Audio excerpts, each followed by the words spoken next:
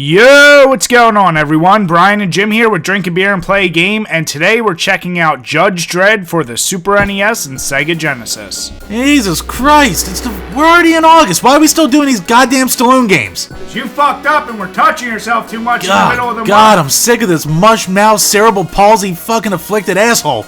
Ow! He's an American hero! Anyway, Judge Dredd. Released in 1995, this was developed by Probe and published by Acclaim. It's based on the movie, so if you're a fan of the comic book, that won't be the story you find here. It was released for the Super NES, the Sega Genesis, the Game Boy, and the Game Gear. Let's get into it. Alright, so checking out these graphics, here's a quick side-by-side of the Super NES and the Genesis.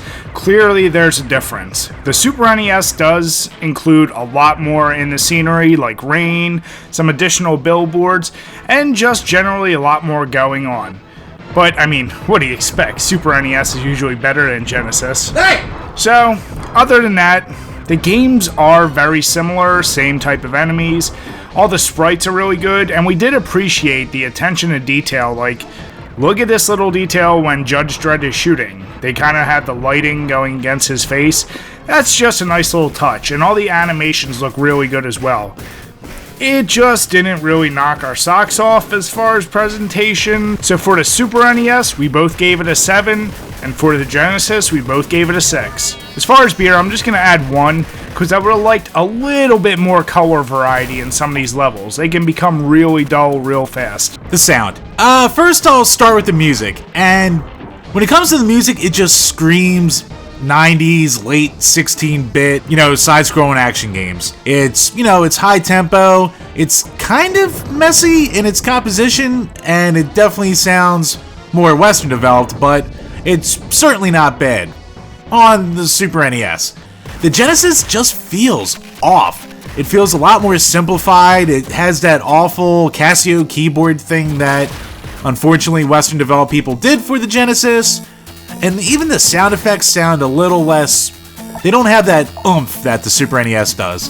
The Super NES is known for its reverb, and that comes through here in spades because all the explosions and the gunshots are just big and booming. And with a good sound woofer, it'll make the room shake. When it comes down to it, we gave the Super NES version 7s and the Sega 5s. And when it comes to beer, I'll just add 1 beer for that nice retro wacky soundtrack. So, the control is actually odd for this game. While there's nothing really wrong in terms of lag or what you have to use, there's almost too many options. So you have a shoot button, a punch or kick button, a jump button, a button for arresting people, and a button for switching over your weapons. That seems a little excessive. It's tough to describe unless you've played it, and based on the comments, I think a lot of you know what we're talking about. Aside from that, the Super NES once again just feels more fluid. Maybe because the control layout just seems a little more easier to use, and yes, we're comparing it against the 6-button Genesis controller, because obviously the 3-button ain't gonna work here. So, as you see from our scores, we both gave the Super NES a 7, and we both gave the Genesis a 5. It's just not up to par, and I think a lot of people recognize the Super NES control scheme just works a little better. And as far as beer, I'm only going to add 1, just for that annoyance of constantly crouching when you don't mean to at times. The gameplay. Well, long story short, this is basically a run and gun with slight platforming elements and a whole lot of maze-like exploring. It would be nice if they gave you a fucking map, but they don't give you that. And the levels themselves aren't overly huge, I guess, but it would still have been a nice touch. Each level starts with a bit of the story from the movie, and it gives you your missions that you have to do. During the missions, you can look at these terminals, which will tell you your status, for your ammo status, your health, and how far along you are. So that's a cool little touch. But besides that, the game's very, I guess, really basic. So, it has its annoyances though, like, look at this part. You have no idea how long it took me just on this first screen to figure out where that damn rope was, and just how to go down. I was stuck, and I was literally thinking immediately, what the hell do I do? And then, with a lot of these levels, you can't exit the level until you do the primary objective. So you'll be standing at the exit door with your dick in your hand, not being able to escape until you go back and do everything. Minor little gripes aside, it gets the job done for what it is, even if it gets repetitive very fast because it doesn't really change it up at all throughout the game.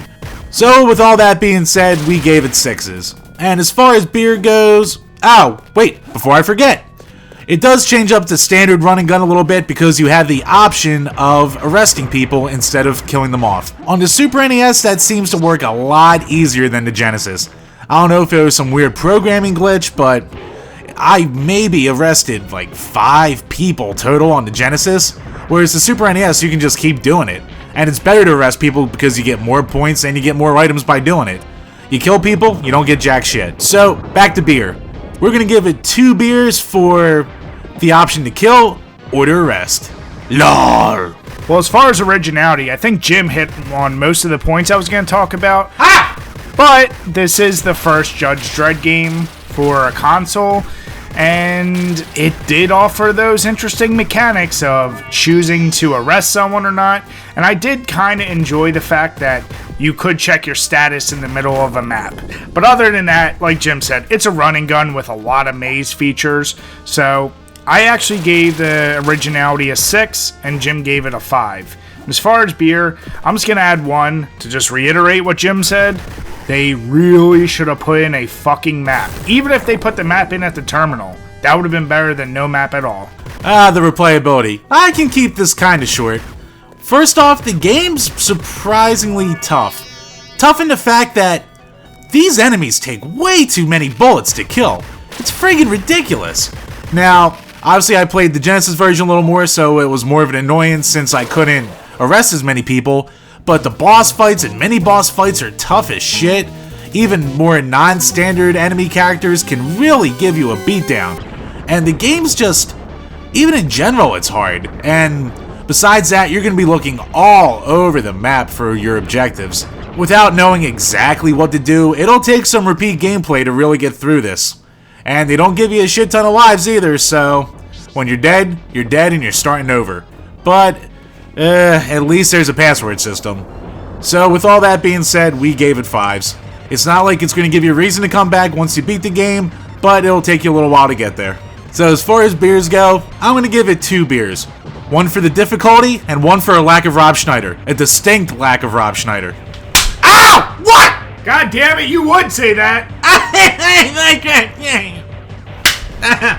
So overall, it was surprising to us that in a lot of the comments, a bunch of you seem to really enjoy this game. Don't get us wrong, it's not bad, and they present a lot of interesting ideas. It just never really grabbed Jim and I in terms of like, ooh, this is really fun, or feeling like we really wanted to continue through some of those crazy-ass stages. Grabbed us where? God damn it! Ah! Worth it! This game isn't your uncle, Jim. Stop talking about that. Anyway, I can't... Shut up, bitch! Anyway, yeah, we appreciate what they tried to do here. We just wish it wasn't so damn repetitive and sometimes just so annoying to find your way around some of these levels. When it comes to scores, for the Super NES, we both gave it a 6.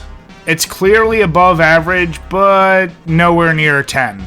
And as far as the Genesis, we gave it a 5, because that is definitely inferior to the Super NES version. So as you see, when we combined all the scores together, there is that still 1-point differential, with the Super NES coming in at a 6.4 and the Genesis coming in at a 5.4. It's really not a bad game, and if you're a diehard Judge Dredd fan, then you might actually get a lot of enjoyment out of this game, or if you're someone who kinda really likes puzzles and are mildly entertained by shooters, this could be a good game for you. Either way, we're not saying completely avoid it, but as always, you probably shouldn't pay too much for it. When it comes to the beer pairing, I want to choose something a little off the beaten path, and I'm going to go with the Kona Brewing Lemongrass Luau. This is Kona's blonde ale mixed with some ginger and lemongrass, which actually gives it a nice little twist on the flavor.